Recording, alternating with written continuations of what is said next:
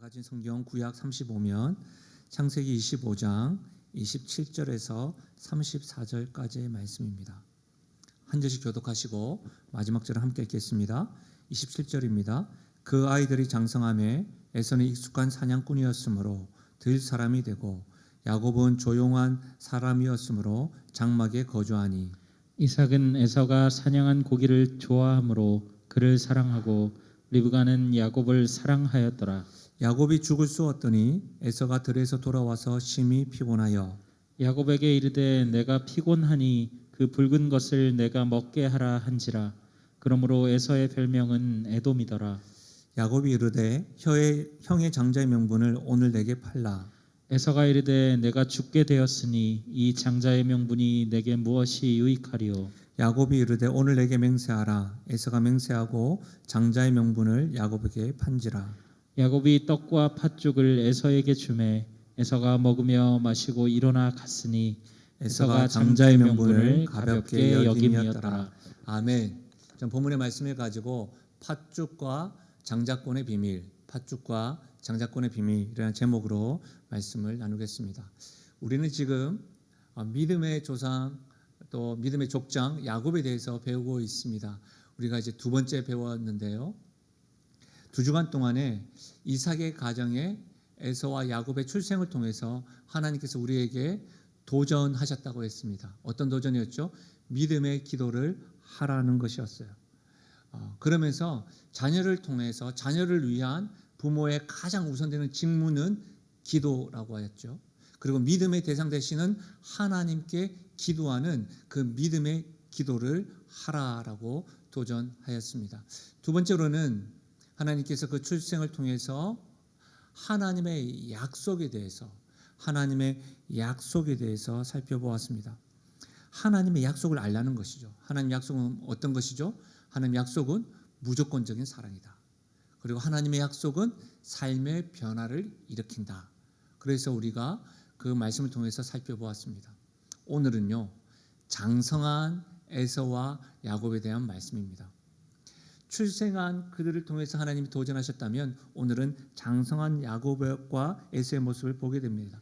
대체로 오늘 본문의 말씀을 팥죽과 장자권, 그리고 장자권을 가볍게 여긴 에서, 약삭 빠른 야곱, 이런 식으로 말씀을 이해하고 또 많은 분들을 또 기억하고 있는 것으로 알고 있습니다. 저는 오늘 장성한 에서와 야곱의 선택하는 모습, 그 모습을 중심적으로 살펴보면서 하나님께서 저뿐만 아니라 우리들에게 이 모습을 보여주시면서 질문하는 것 같습니다.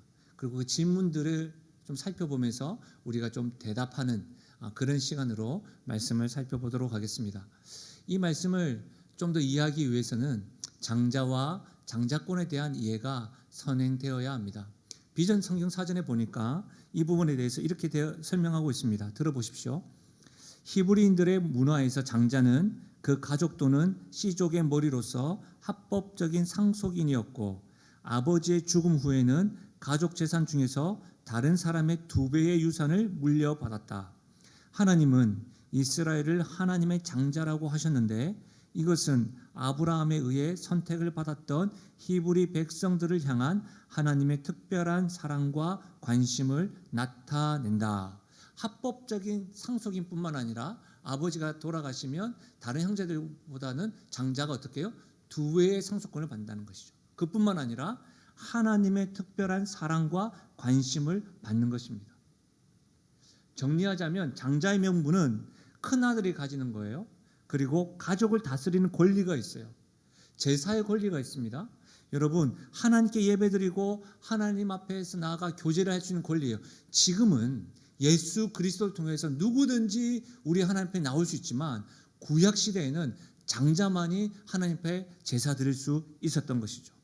또한 무엇보다도 하나님께서 아브라함에게 약속하신 언약, 너는 나의 백성이 되고 나는 너의 하나님이 될 것이다 라고 하는 이 언약을 받게 됩니다.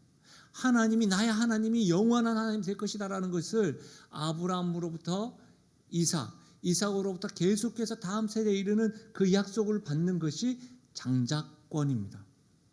특별히 여기에서 정점을 이루는 장자권의 정점을 이루는 말씀이 바로 마태복음 1장 1절과 2절에 기록되어 있는데요. 보십시오.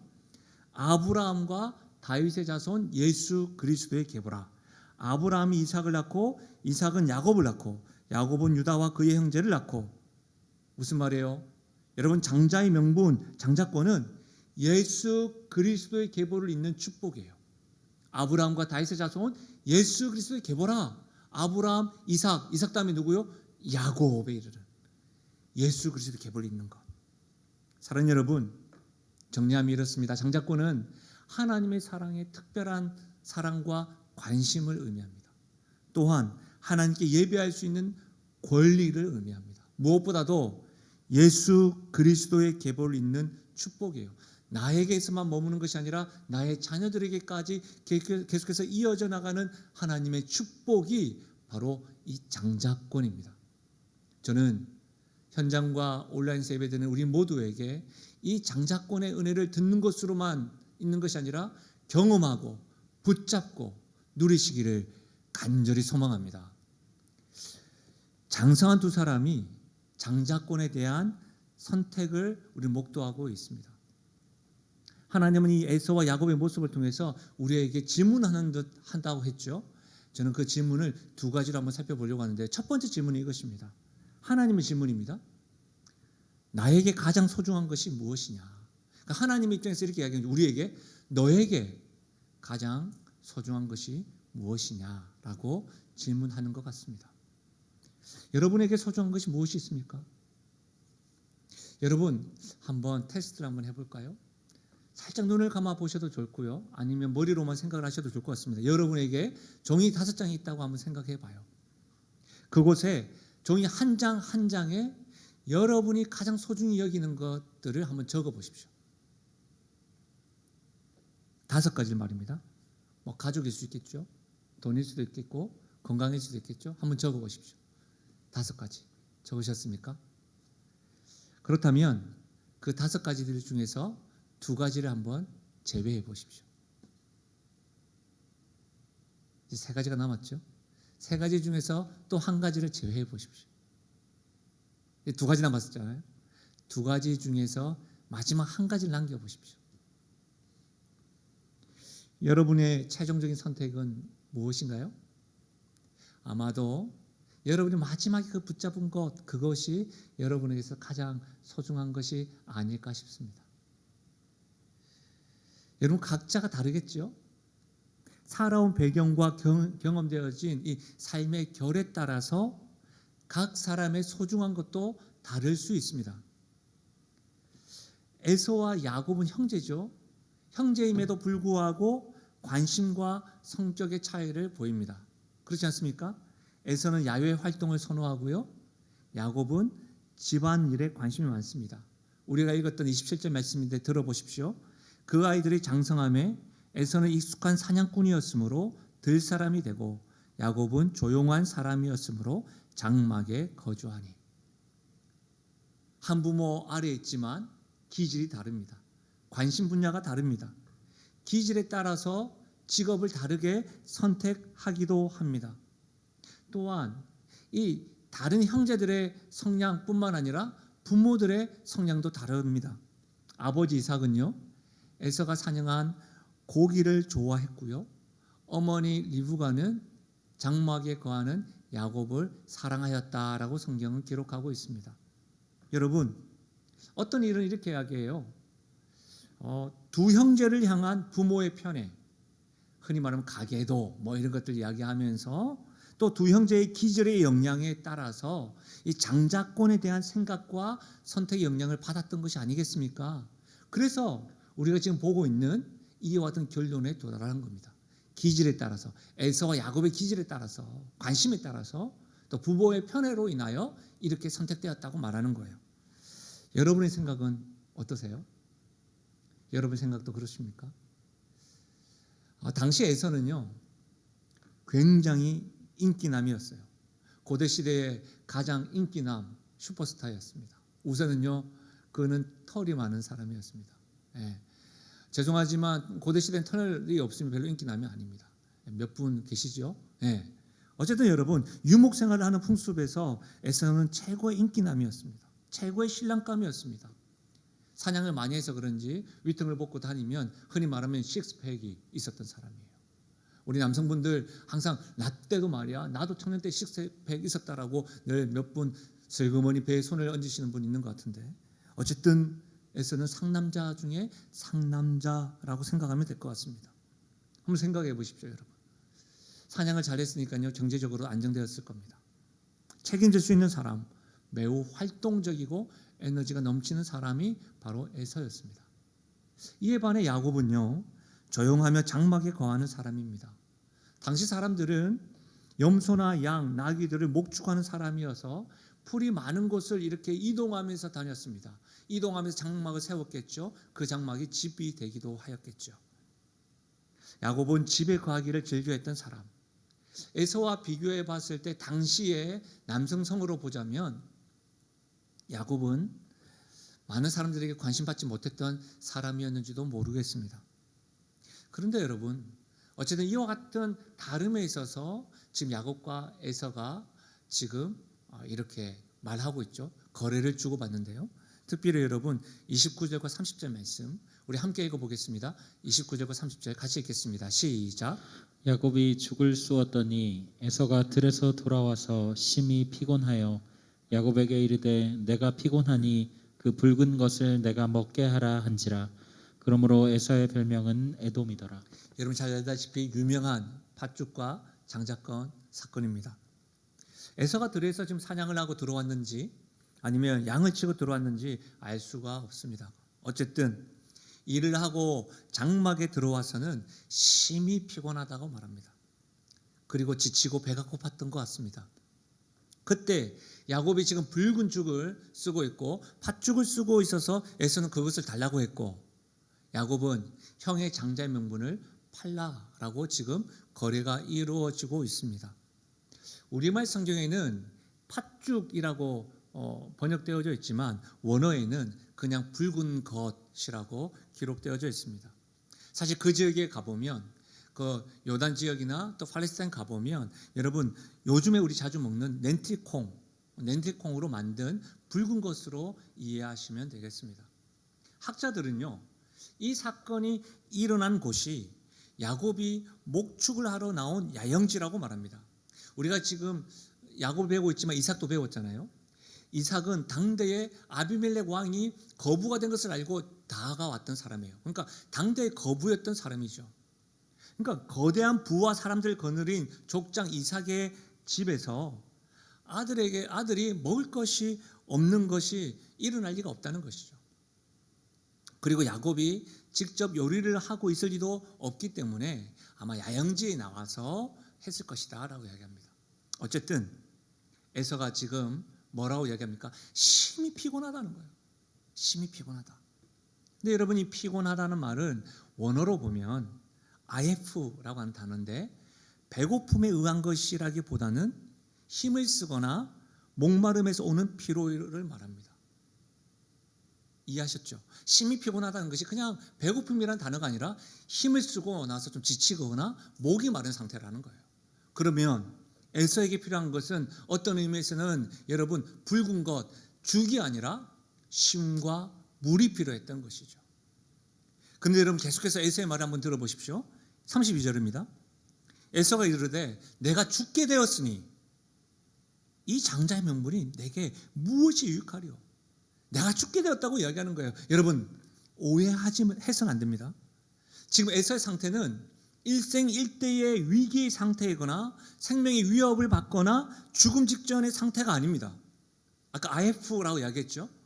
밖에서 일을 하고 와서 목이 마르고 피곤하고 배가 고픈 상태입니다. 그런 상태에 지금 내가 죽게 되었다 이야기하는 거예요. 이렇게 이해할 수가 있겠죠. 야곱에게 내가 너무 피곤해. 나만큼 힘든 사람 어디 있겠어. 야 배고파 죽겠는데 장자의 명분이 뭐가 중요해. 지금 밥이나 먹자. 밥 좀 줘. 이렇게 이야기하는 거예요. 사랑하는 여러분, 저는 이 에서의 모습에서 우리의 모습이 이렇게 오버랩되는 것 같지 않은가 이렇게 생각해 봐요.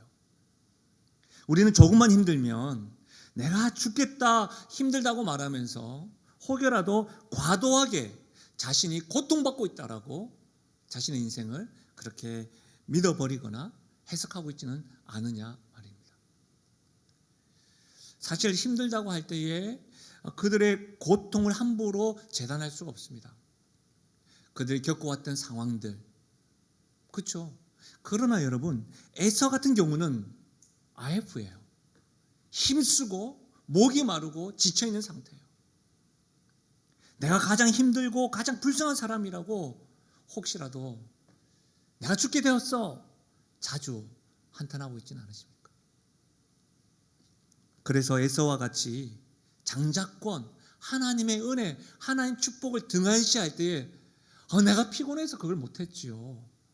그걸 선택하지 못했어요. 그렇게 합리화하고 있지는 않으십니까?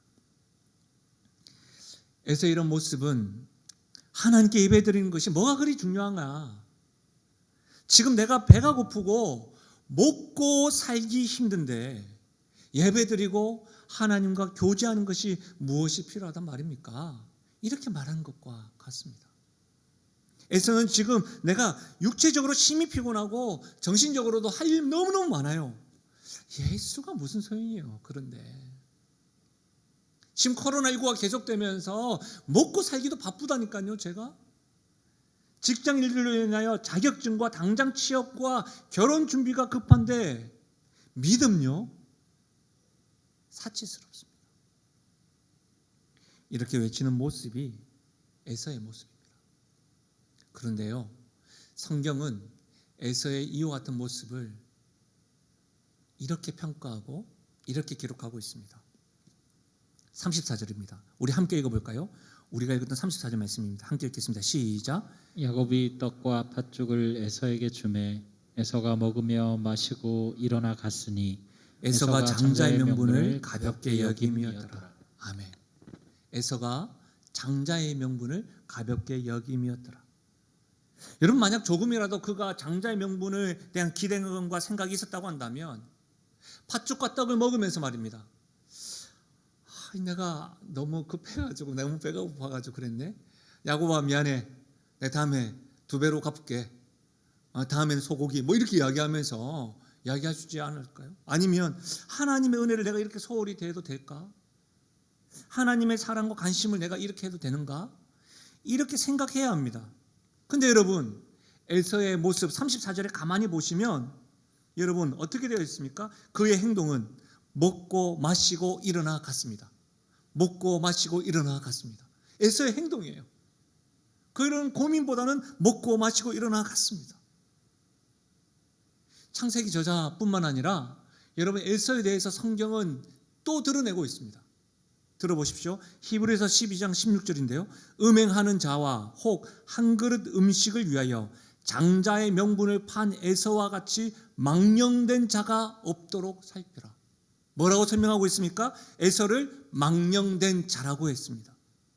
여러분, 에서는 지금 아주 유명한 사람이 되었습니다.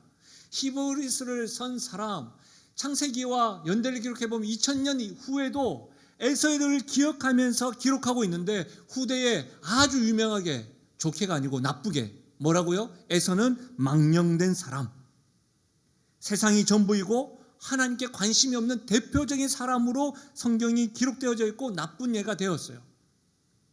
여러분 다시 한번 더 들어보십시오. 히브리서 말씀입니다.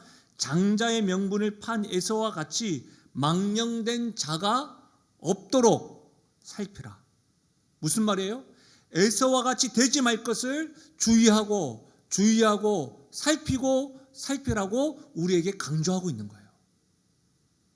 사랑하는 여러분, 하나님 없이 사는 태도를 망령된다고 하셨습니다. 헛되다, 세상적이라는 말입니다. 세상만 제일인 줄 알고 그냥 거기에서 빠져서 살면서 하나님을 잊어버린 사람을 성경은 망령된 자라고 합니다. 여러분, 우리에게 에서의 모습을 보여주시면서 살피라는 거예요. 스스로 살피라는 거예요. 주의하라는 거예요. 여러분, 우리가 정말 주의 깊게 생각해야 될 것이 뭔지 아십니까? 여러분, 이렇게 생각할 수 있지 않을까요? 에서의 이 실수 한 번의 실수가 아닐까요? 한순간의 실수가 아니겠습니까? 망령된 자라고 하는 것 한순간의 실수인데 너무 과한 성경의 지적 아닐까요? 평가 아닐까요? 여러분 어떻게 생각하십니까? 영성학자인 폴 스티븐슨의 책에 보니까 성경 전기 작가 알렉산더 화이트의 말을 인용하면서 이렇게 설명해 놨더라고요. 한번 들어보십시오. 어느 누구도 그 자리에서 즉시 장자권을 팔지 않는다. 그 권리를 판 자는 공개적으로 그렇게 하기 전에 이미 마음속에서 많이 팔아온 자다. 그는 다른 사람에게 장자권을 헐값으로 넘기기 전에 이미 그것을 소홀히 값없이 여겨온 것이다. 모든 사람은 에서의 장자권이 누구든지 흥정만 잘하면 살 수 있다는 것을 알았다. 이삭도 알았고 리브가도 알았고 야곱도 알았다. 야곱은 적당한 기회를 포착하기 위하여 그의 형을 오랫동안 눈여겨본 것이다. 당대의 장자권이 너무나도 귀한 것이기 때문에 즉시 팔지 않는다는 거예요. 그 권리를 판 자는 이미 마음속으로 그것을 소홀히 여겼던 자들만 판다는 거예요. 장자권을 헐값으로 넘기기 전에, 넘겼다라고 하는 그 결론 이전에 에서는 뭐 했다? 소홀히 여겼다. 한순간의 실수가 아닙니다. 팥죽 한 그릇에 넘기기 전에 이미 그의 삶 가운데는 장자권 하나님의 은혜 가볍게 여겼습니다. 에서에게 있어서 하나님은 소중한 분이 아니었습니다. 하나님에 대한 복이 하나님으로부터 내려오는 그 은혜가 소중한 것이 아니었습니다. 여러분 명심하십시오. 에서는 흔히 말하는 모태신앙입니다. 그의 부모들은 믿음이 있는 부모입니다. 기독교적 환경 속에서 자랐습니다. 하나님에 대해서, 하나님의 은혜와 복에 대해서 너무나도 자주 듣고 알고 있는 사람입니다. 이것이 우리에게 도전합니다.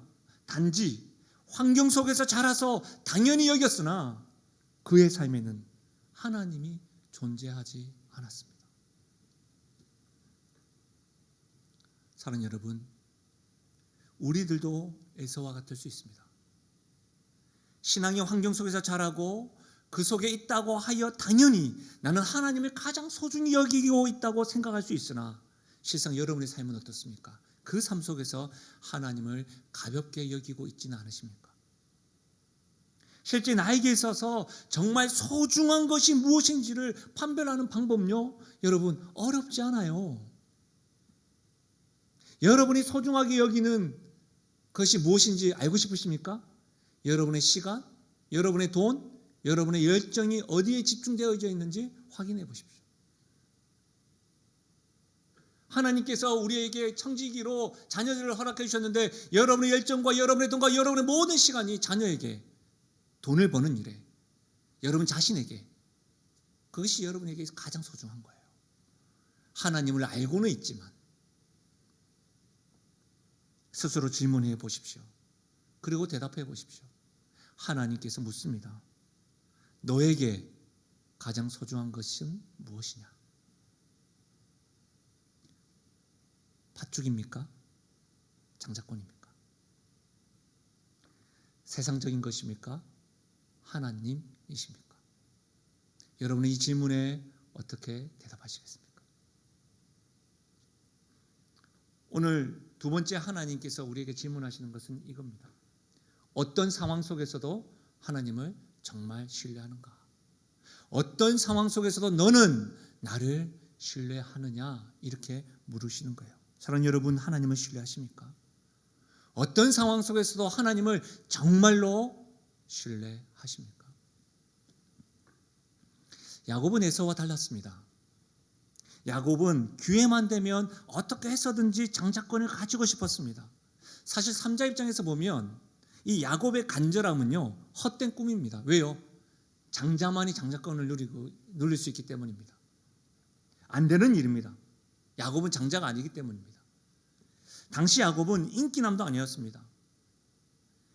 에서에게 있는 것이 야곱에게는 없었습니다. 그러나 에서에게 없는 것이 야곱에게는 있었습니다. 그것이 바로 장자권에 대한 간절함이요, 관심이었습니다. 여러분, 야곱은 늘 장자권에 대한 마음이 있었어요. 장자권이 자신의 인생에 반드시 있어야 할 것을 늘 마음에 두었습니다. 성경 어디에도 전략적으로 팥죽을 써서 에서를 속였다고 말하지 않습니다. 야곱을 악랄하다고도 말하지 않습니다. 물론 이후에 에서가 이삭의 축복을 받기 이전에 아우가 나를 속인 것이 2번입니다. 속였다고 말하지만 오늘 말씀을 읽어보면 여러분, 야곱이 에서를 속인 것이 아닙니다. 장막에 거하고 조용한 사람이었지만 물론 야곱의 인생을 우리가 살펴보면 그의 삶은 그의 마음의 욕심과 야망이 많은 사람인 것 같습니다. 어쩌면 둘째로서 가지고 있는 열등감, 비교의식의 생존 본능이 발동한 모습인 줄도 모르겠습니다. 분명한 것은 야곱은 장자권이 자신에게 중요한 것임을 알고 늘 마음에 새겼다는 사실입니다.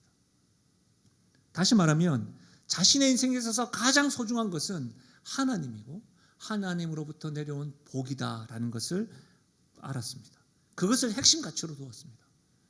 사랑하는 여러분, 여러분 어떠세요? 우리에게 장자권이 하나님이 주시는 은혜와 축복이 나에게 있어서 가장 중요하다는 것을 알고 늘 마음에 새길 수 있기를 바랍니다. 세상이 아니라 하나님이 우리의 핵심 가치가 되어서 그것을 붙잡고 누리기를 바랍니다. 근데 여기서 한 가지 또 질문을 해봐야 될 것 같아요. 같은 모태신앙이잖아요.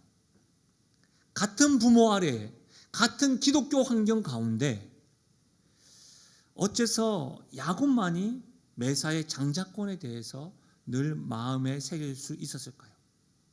장자권에 대한 그 간절함은 과연 어디에서 온 것일까요? 여러분 어떻게 생각하십니까? 저는 이 질문에 부모님들의 편애와 자녀들을 향한 마음을 통해서 발견해 봅니다. 이삭은 에서가 잡은 사냥한 고기 때문에 에서를 사랑하고 리브가는 야곱을 사랑하였더라고 말하고 있습니다. 그래서 여러분, 이삭이 에서를 사랑한 동기와 근거가 기록되어져 있지만 리브가가 야곱을 사랑했다는 것은 기록되어져 있지 않습니다. 모르죠. 장막에 거하면서 살림을 잘 도와줘서 사랑했다 할 수도 있지만 저는 그보다는 태속에서 들었던 주님의 말씀에 근거한다고 생각합니다. 한번 보십시오. 우리가 지난주에 배웠죠. 창세기 25장 22절에서 23절인데요. 함께 읽어볼까요? 22절에서 23절 같이 읽겠습니다. 시작. 그 아들들이 그의 태 속에서 서로 싸우는지라 그가 이르되 이럴 경우에는 내가 어찌할꼬 하고 가서 여호와께 묻자온대 여호와께서 그에게 이르시되 두 국민이 내 태중에 있구나 두 민족이 내 복중에서부터 나누이리라 이 족속이 저 족속보다 강하겠고 큰 자가 어린 자를 섬기리라 하셨더라. 여러분, 에서와 야곱이 태중에 있을 때에 리브가가 고통 가운데 하나님께 부르짖고 묻자온데 기도할 때에 하나님께서 말씀으로 응답하셨죠. 그 말씀의 응답은 뭐예요? 둘째가 하나의 복을 받을 것이다 라고 하는 말씀이에요. 어머니 리브가를 통해서 아마 야곱은 장자권이 자신의 인생에 있어서 가장 소중한 것임을 들었다는 것이죠.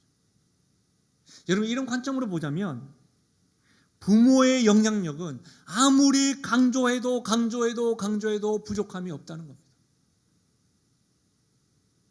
우리 자녀들이 하나님을 떠나지 아니하고 하나님을 소중히 여기는 것은 교회 교사 이전에 부모의 영향력이라는 거예요. 그렇죠? 계속해서 부모님이 말씀을 전해주셨다는 거예요. 늘 마음에 새겼습니다.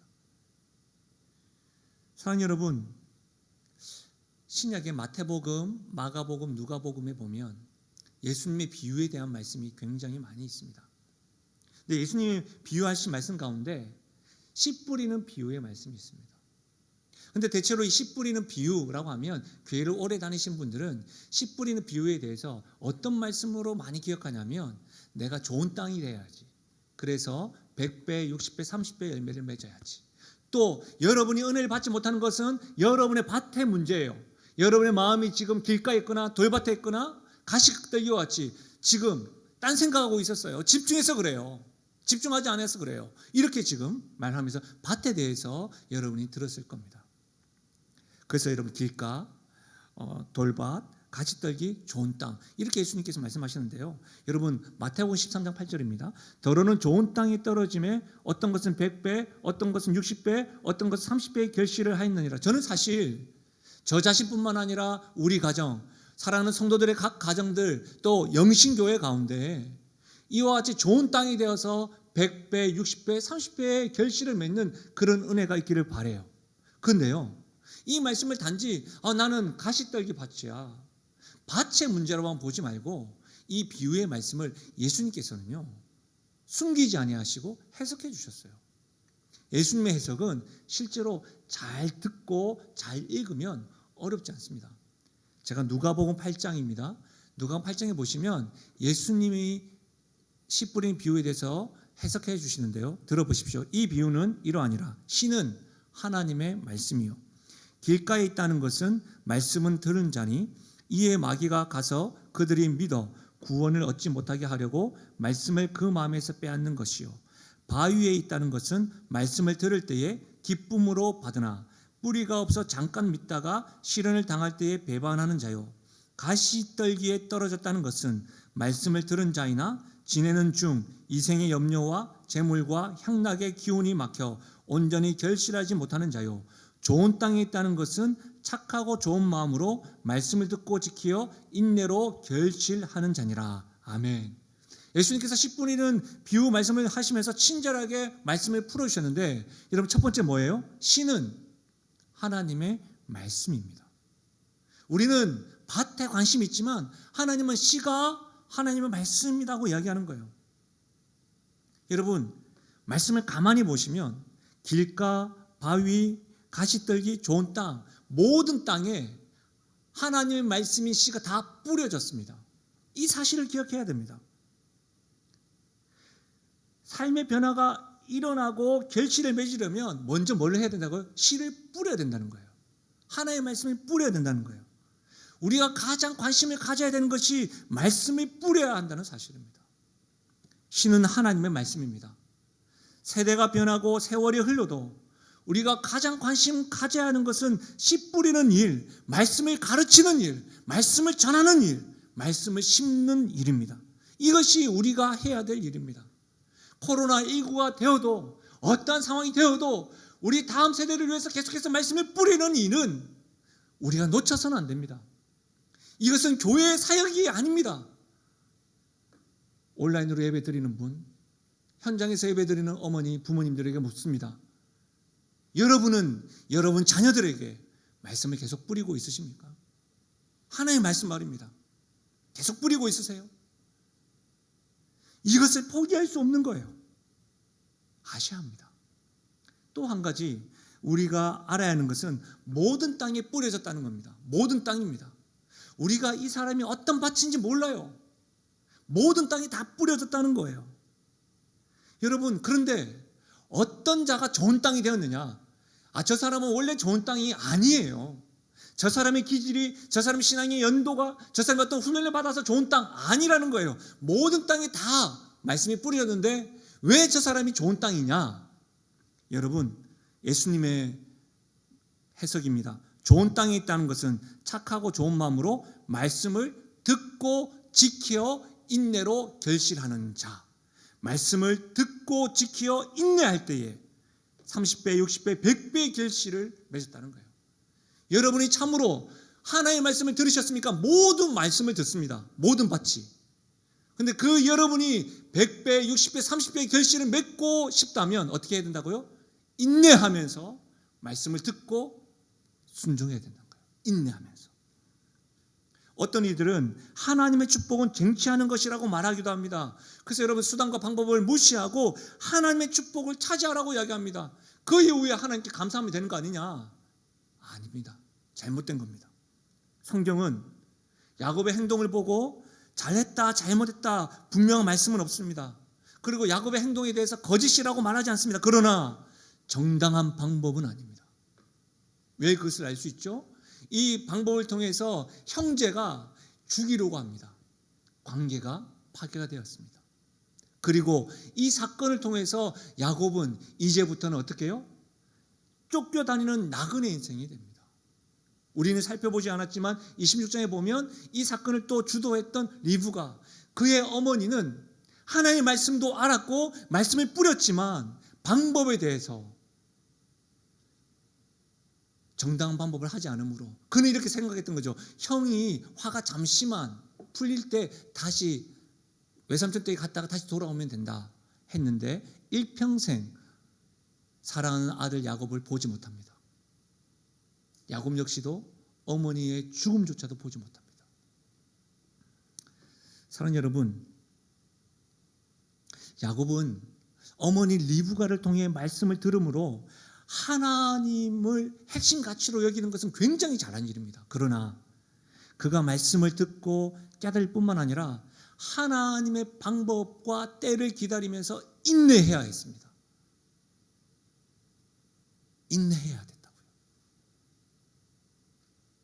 자기의 방법, 자기의 수단이 아니라 하나님이 움직이시고 하나님 주시겠다고 했던 그 약속을 기다리고 존밭이 되려면, 결실을 맺으려면 그것을 듣고 인내했어야 합니다. 책 가운데 마슈멜로 이야기라고 하는 책이 있습니다. 이 책에는요, 재미난 실험이 소개되어져 있는데요. 1960년 또 70년대에 그 스탠퍼드 대학교의 심리학자 윌터 미셜이라고 하는 사람이 실시한 실험이 소개되어져 있는데, 그 실험에 참여하기 위해서 4살짜리 어린 아이들이 작은 책상 하나만 덩그러니 놓여 있는 방에 초대받습니다. 책상 위에는 달콤한 마시멜로 2개와 종 1개가 놓여져 있습니다. 연구자는 어린아이들에게 이렇게 말합니다. 난 바빠서 지금 잠깐 나가 봐야 해요. 내가 돌아오면 마시멜로 2개를 다 줄 테니 기다리세요. 그러나 혹시 그 전에 마시멜로가 먹고 싶으면 종을 울리고 하나만 먹으세요. 그러면 하나 먹은 사람은 2개는 없습니다. 그것으로 끝이에요. 2개 다를 먹으려면 내가 올 때까지 기다려야 해요. 연구자가 이 말을 하고 방 밖으로 나갑니다. 방문이 굳게 닫혀 있죠. 어린아이들은 금단의 마시멜로와 함께 방 안에 남겨져 있습니다. 어떤 아이들은 불과 1분도 되지 않아서 종을 울리고 마시멜로 하나를 탁 입에 넣습니다. 또 어떤 어린아이들은 이 유혹을 이기기 위해서 그런 거 있잖아요. 눈을 감고 랄랄랄랄랄라 하면서 자기 노래를 부르면서 또 화가 나서 먹고 싶은데 화가 나니까 책상을 발로 차기도 합니다. 또 꽤 많은 어린아이는 억지로 낮잠을 청하기도 합니다. 결국 여러분, 3분의 1의 어린이들은 유혹을 참지 못하고 마시멜로를 먹었고 나머지 3분의 2는 끝까지 참았다고 합니다. 근데 이 실험은 이렇게만 끝나지 않고 그로부터 10년 후 실시된 2차 연구에서 이 마시멜로 유혹을 이겨낸 어린아이가 그렇지 못한 어린이보다 건강하고 사회 적응을 잘했을 뿐만 아니라 미국 수학능력 시험인 SAT에서 210점이나 더 높은 점수를 받았다고 합니다. 받았다고 해요.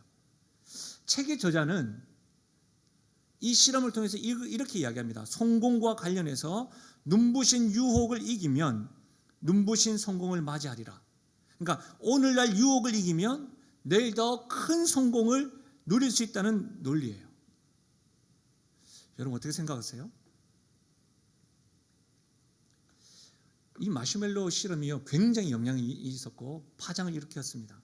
이 실험은 이후에 추가 연구가 계속되어졌는데 처음에는 이 어린아이들의 통제 능력, 그 유혹을 참는 능력이 성공의 주요한 요소라고 밝혔습니다.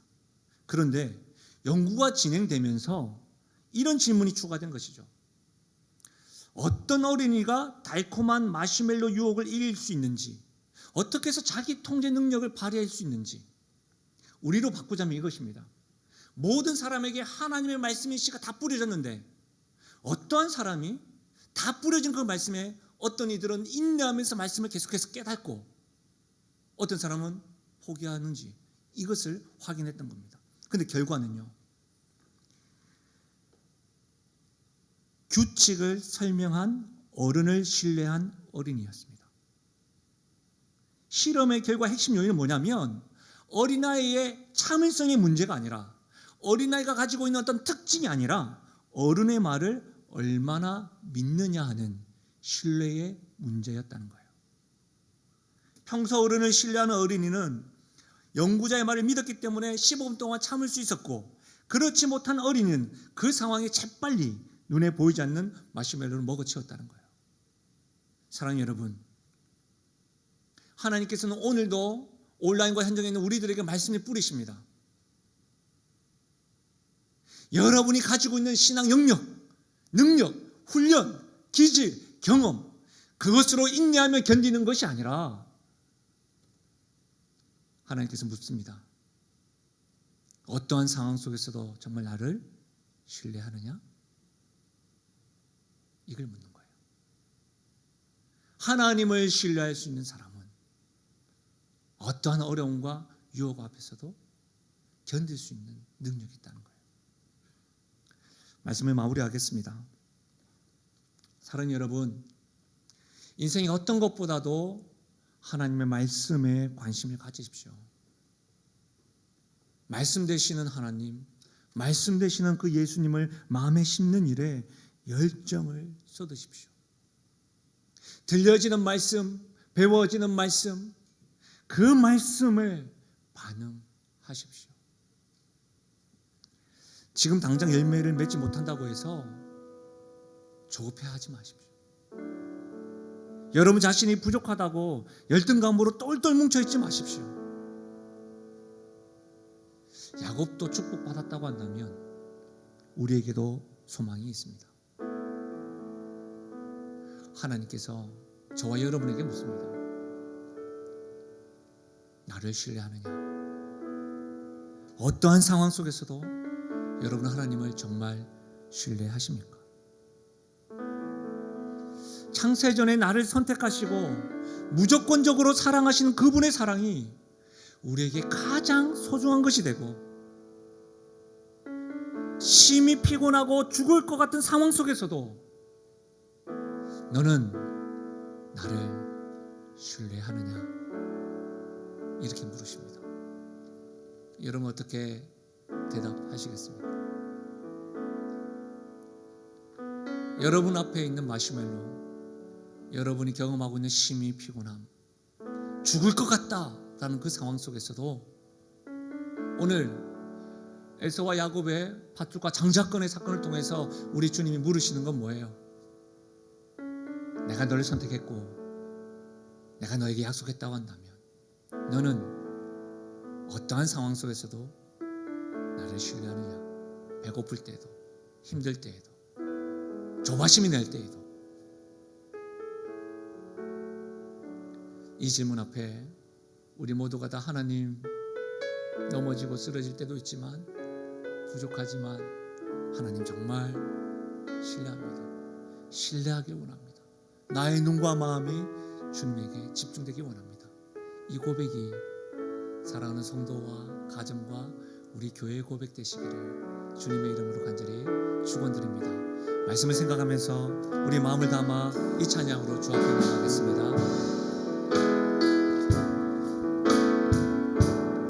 우물가의 여인처럼 난 구했네. 헛되고 헛된 것들을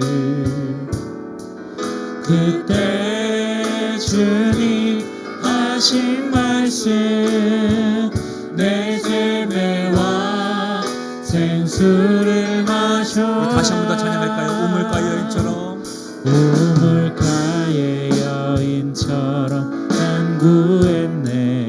헛되고 헛된 것들을, 헛되고 헛된 것들을 그때 주님 하신 말씀, 그때 이 음성이 들리기를 바랍니다. 하신 말씀 내 샘매와 생수를 마셔라. 내 샘매와 생수를 마셔라. 아멘. 오 주님 채우소서. 나의 잔을 높이 듭니다.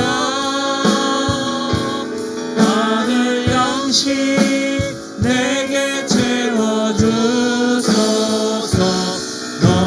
넘치도록 채워주소서. 많고 많은 사람들이, 많고 많은 사람들이 찾았었네.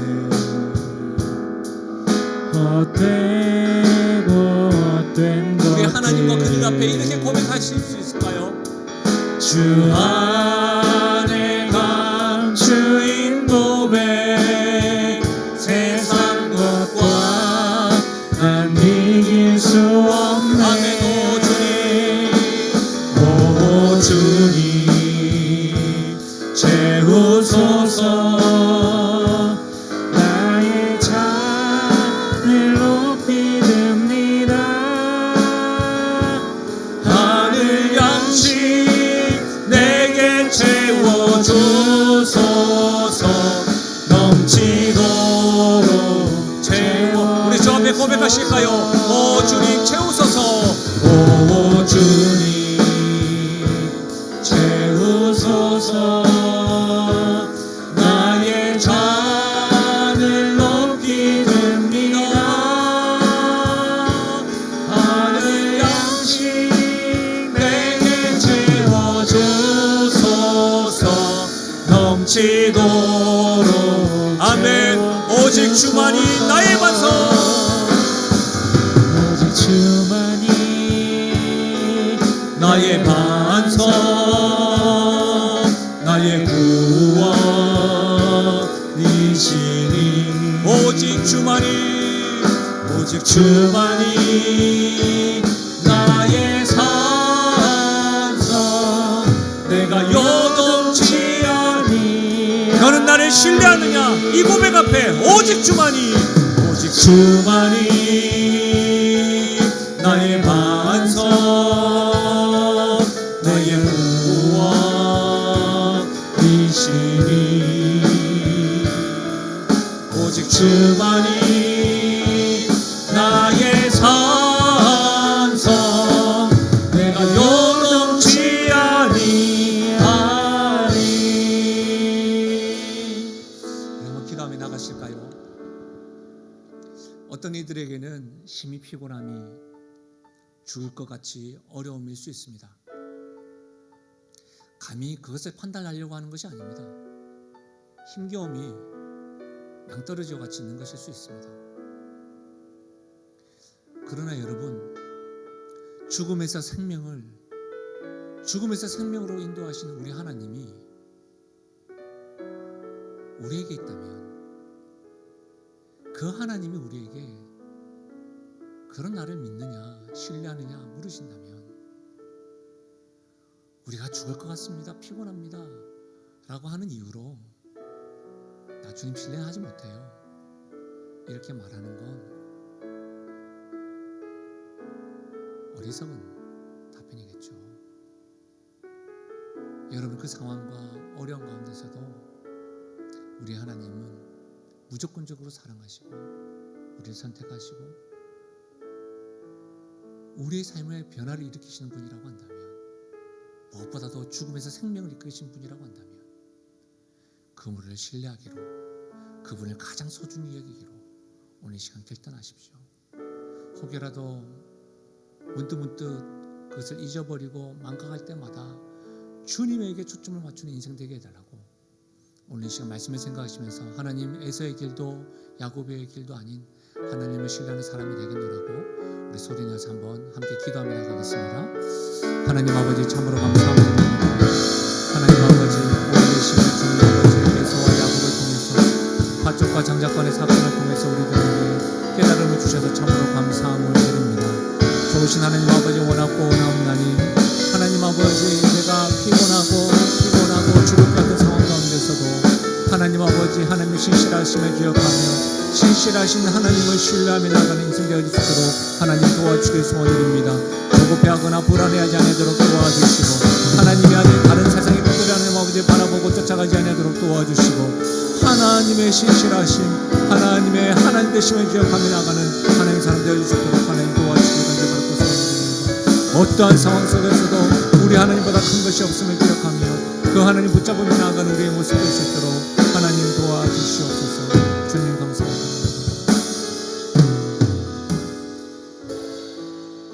하나님 아버지, 에서와 야곱을 통해 팥죽과 장자권을 통해서 우리에게 질문하시는 하나님 아버지, 너에게 가장 소중한 것이 무엇이 있느냐?